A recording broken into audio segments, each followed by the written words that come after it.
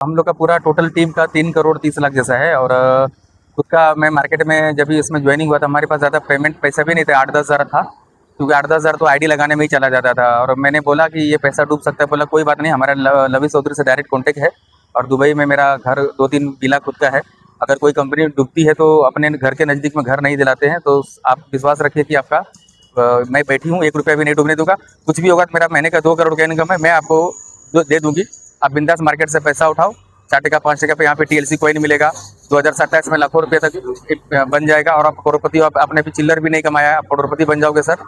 इस प्रकार से हम लोगों ने मार्केट में लोगों को समझा के, और जो नहीं समझते थे मैडम हमारी समझा देती थी, उनके हिसाब से लोग 5 लाख 10 लाख अपने हिसाब से लोगों ने पैसा रखा। और अभी बोलती है मैडम मैं आपको पहचानती नहीं हूँ। अभी मैं और मेरी फैमिली रिलेटिव से भी मिला के मैं 28 से 30 लाख में ऑलरेडी पर्सनली मेरे रिलेटिव में और मेरे में इन्वेस्ट किया हूँ सबकी आईडी के ऊपर। बाकी टीम के साथ तो करोड़ रुपए के आसपास हो जाए, जो कि मेरी टीम अभी इस समय, लोग कुछ करते हैं आते नहीं हैं, करोड़ों रुपए का इन्वेस्टमेंट है।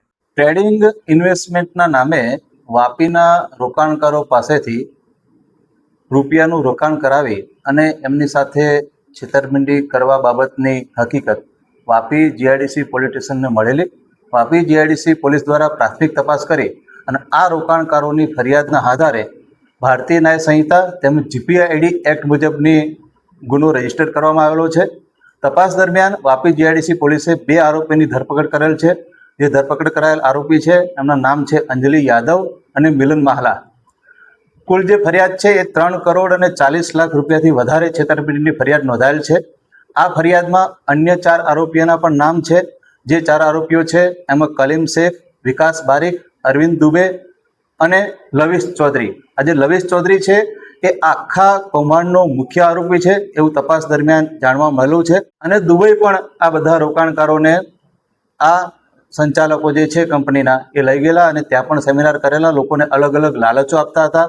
જે લોકો વધારે રોકાણ લાવે એને ગાડીઓની પણ લાલચ આપતા હતા, જેથી શરૂઆતમાં આ લોકોએ 5 થી 6 ટકા રોકાણકારોને એમનું જે રોકાણ છે એના બદલામાં 5 થી 6 ટકા જેટલું વળતર આપવાની જાહેરાત કરેલી, જેથી લોકો લલચાવેલા અને શરૂઆતમાં વળતર પણ આપેલું, જેથી લોકો વધારે લલચાવેલા, વધારે લોકોનો સંપર્ક કરેલો, એમના પરિવારના લોકોનો, મિત્રના લોકોનો, બધાનો સંપર્ક કરી અને આ કંપનીમાં અલગ અલગ વેબસાઇટો દ્વારા રોકાણ કરાવેલું। આ લોકોને રોકાણકારોને રોકાણ મળતું બંધ થઈ ગયેલું, જેથી આ લોકોએ ફરીથી અહીંની જે ઓફિસ સંચાલિકા અંજલિ યાદવ હતો એનો સંપર્ક કરેલો।